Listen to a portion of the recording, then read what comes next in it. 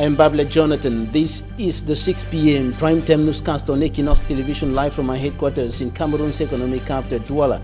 In our top stories in this edition of the news, the national chairman of the Social Democratic Front SDF political party, John Frundi, condemns division among Anglophone Cameroonians in their struggle for justice, in the struggle for their rights. Speaking to some Cameroonians in the diaspora, he called for a united front. Also in this newscast, we will show you the ugly picture of the Kutaba airport in the west region of the country. The airport has been abandoned in ruins.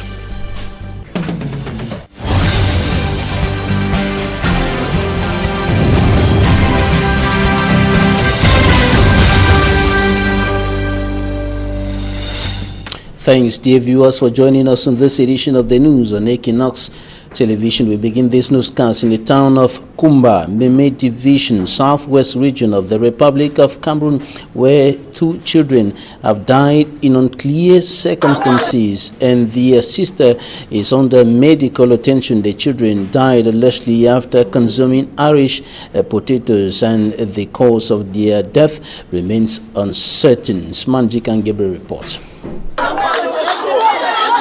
Inhabitants of Kusala 2 quarters in shock. They have all gathered after the ugly news they received concerning 3 kids who consumed porridge Irish potatoes.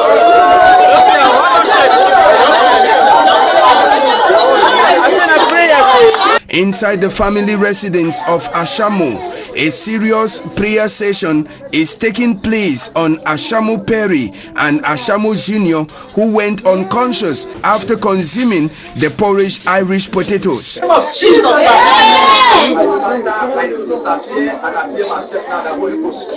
They were later taken to church, where they both gave up the ghost. Meanwhile, their elder sister, Ashamo Blessing, is responding to treatment at a hospital facility in Kumba. This incident occurred in the absence of the father, who went to the farm and left them in the company of their grandmother. Smanjik and Gabriel reporting there, and we stay in the southwest region of Cameroon to talk about the poor execution of public investment projects in that part of the country. And the president of the follow-up committee, Honorable Seme, is urging the contractors to do their work or will have to face the law. He was speaking in the town of Boya, and Derek Jato reports. What accounts for the poor execution of the public investment budget in the southwest region? Now we are at 15%. We should be at least 50%. Honorable Malumba Esembe, Member of Parliament for Buya Urban and Chairperson of the Follow-up Committee, want answers. And if the war in the southwest region is held responsible for the snail pace of activities here, with which supporting fact can someone defend the situation where Buya subdivision, for instance, considered to be the most secure subdivision in the region in comparative terms, is still at 0% realization of its 13 project, while a Yumojok in Manu division, where it is said to be boiling with separatist fighters activities, stands at 69.55% of the physical execution rate of its project. How this war here will believe that Buya is one of the safest places in the region. Everyone is proving his or her point. Comes to Buya, everybody is running from the bushes and coming to Buya. Security here is much better. We don't deny we have done several times, but we did not succeed. Of course, we understand that administration is continuous, and if the previous administration did not take into consideration, we would like to have that document so that we can be abreast with. And a lot of questions surrounding some contractors. A good number of contractors are using these as a cover-up, a subterfuge, not to work. And that's why we send a strong message across that we should be alive to the criminal provisions. But the contractors on their part reminded the authorities to always clean their hands whenever they are coming to equity. You just see AIDP. A contractor has gone up to 90% execution, and it's on the second phase without 1% being paid. I personally am facing the same situation repeatedly. It's a problem. So I think we should equally look at respecting financial engagement with contractors. A lot has changed for the worse in the Southwest region, but critics say it is regrettable that the minds that are expected to bring the positive changes have remained unchanged. And how can one be doing the same thing time and again and expect different results? With the methodological conclusions and recommendations, then we won't be making any progress. These Southwest Regional Follow-up Committee members will be meeting again in 6 months. Honorable Malumba Isembe, Member of Parliament for Boya Urban Constituency and President of the Regional or Chairperson of the Regional Public Investment Project Follow-Up Committee, mounts pressure on contractors in the Southwest region to execute the different projects or contracts earmarked within the framework of the 2020 financial year, or they will be dragged to court. Now we got to talk about the struggle for justice, the struggle for their rights, the Anglophone struggle. And the national chairman of the Social Democratic Front, John Fundi, is condemning division among Anglophones in the struggle for their rights. Some are at the extremes, saying they will take nothing less than secession. Others are demanding for federalism, some demanding for confederalism, and others are standing with government on decentralization.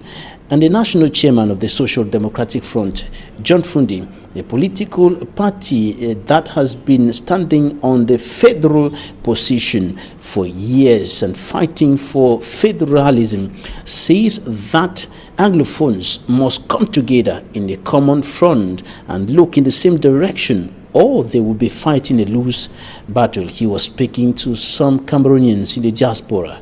Take a listen to John Fundi. I've followed the struggle all along, and I feel really hurt that it's all a blame game now. Foncha Mona didn't do it right. Monzu Ella Tanyangwe didn't do it right. Frundi did not do it right. We are the people who are right, and this is what we want to do. I think that in a struggle, and as students of history, when you are moving forward, you have to find out, did Foncha Muna, looking at the situation they found themselves in, did they do anything good that we could copy that one and then move forward? And if they were all wrong and they didn't do anything good, how came it that they moved out of the Lagos House of Assembly, as we keep quoting? What is it that motivated them? Something came in, and they had to move from the Lagos House of Assembly as a group. They all agreed to the Eastern House of Assembly. What is it that pushed them out of the Eastern House of Assembly before they came to form the West Cameroon House of Assembly? They went as a group. But you are here educated and you are open to the world, and you cannot bring yourselves together. And you have different groups here. Oh, my own boys are here. I have my boys on the field. And all those boys who are calling, they're dying. And when you cannot find a way out, you tell them, oh, but Frundi did not get out of parliament. He was supposed to get out of parliament. I say, please. For Frundi to form the party, we sat down, discussed, debated, and came out with a program which is sold out to people. They bought this program. And if I find myself at a position where people are telling you, just with guns, get out of parliament, we'll teach you a lesson, this and that. It's not teaching a lesson to anybody or to a group of people. It's looking for a way forward. Can we, as Anglophones who believe that we have a problem, look for solutions? We are I've been insulted, I've been cheated, But because of my love for my native land, I still stand firm that we have to look for a way forward.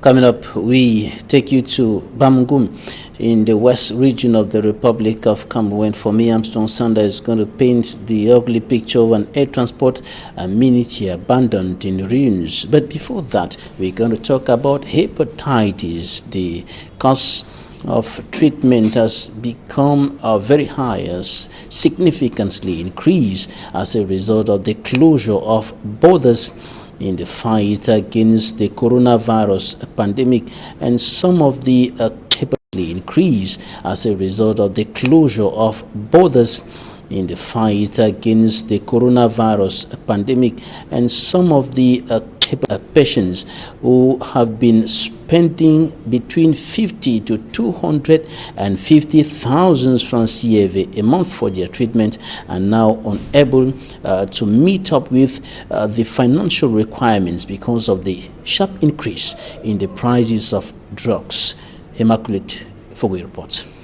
The closure of borders due to the COVID-19 pandemic has provoked an increase in the price of drugs used to treat hepatitis patients in Cameroon. Patients suffering with hepatitis in the country spend 50 to 250 CFA francs monthly for treatment. Dr. Chuzwe John explains what hepatitis is. Simply put, hepatitis is inflammation of the liver.